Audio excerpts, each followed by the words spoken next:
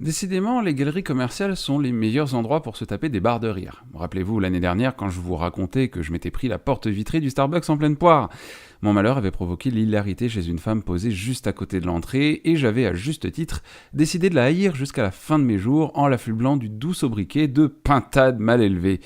Aujourd'hui, je ne viens pas vous raconter un nouvel accident, non, mais bel et bien un pur moment de bonheur que j'ai vécu en lisant les toutes premières pages du roman de l'autrice, scénariste, podcasteuse et reine des océans autoproclamée, Kalindi Rumpel. Oui, alors Kalindi, pas Kalindi, et Rumpel, pas Rampoule ou Rampfoul, n'en déplaise à Laurent Ruquier. À peine avais-je entamé ma lecture quelques minutes après avoir acheté le livre le 2 mai dernier, que lire l'ami de la protagoniste l'appeler « la gosse » et lui reprocher d'avoir piqué son pantalon blanc m'a fait glousser. Oh putain, en fait moi aussi je glousse comme une pintade, je viens donc de renoncer à toute virilité et toute légitimité de me faire respecter en société. Je suis donc à 2 doigts de m'effondrer sous ma couette anéantie par cette profonde réalisation. Oh, allez Gisèle, remets-moi une pinte s'il te plaît, jingle.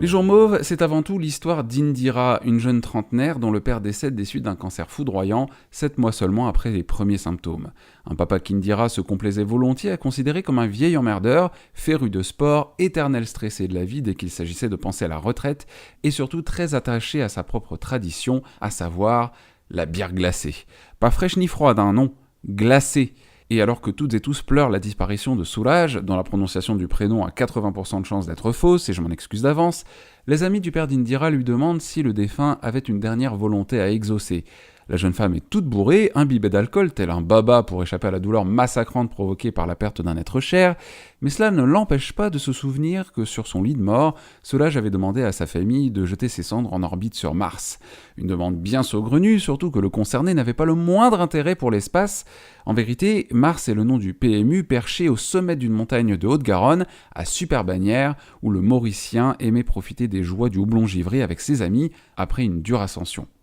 Enivrée par l'alcool, la jeune femme va alors demander qui parmi l'assemblée souhaite l'accompagner balancer son père sur Mars pour immédiatement regretter son geste tant les réponses affluent.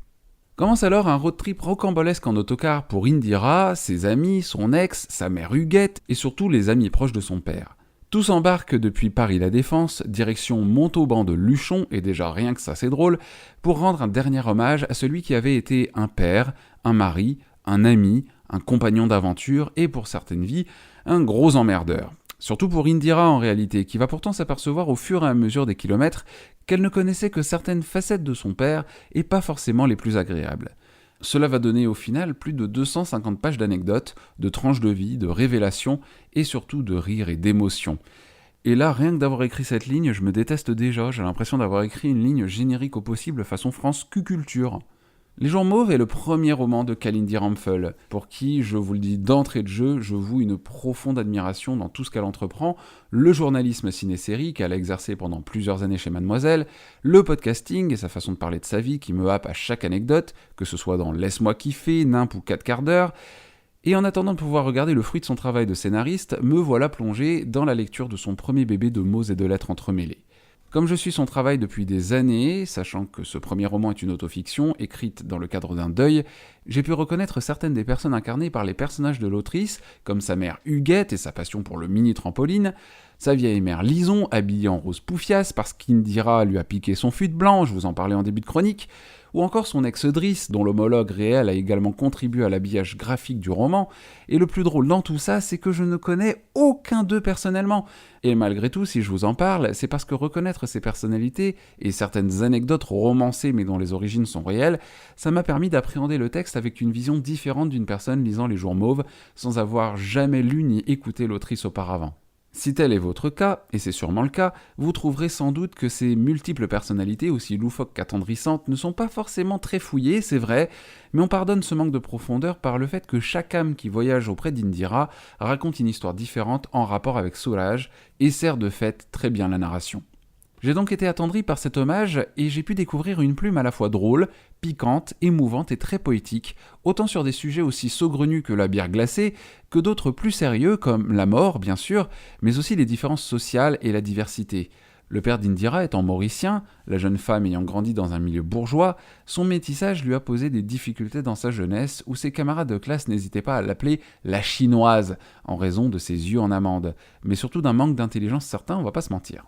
Ce qui fait tout le sel des Jours Mauves, c'est son rythme, alternant passages qui donnent le sourire avec d'autres qui émeuvent de par la poésie qui s'en dégage. À chaque anecdote, Indira en découvre davantage sur ce père qu'elle s'était elle-même chargée de détester. Il faut dire que la jeune femme est profondément désagréable, mais heureusement, chaque histoire la radoucit un peu plus, et surtout, et c'est vraiment jouissif de lire ça, lui fait l'effet d'une bonne claque dans l'orgueil, et j'avoue, quand est venu le tour de Beverlance de raconter son histoire à Indira, ça m'a ravi.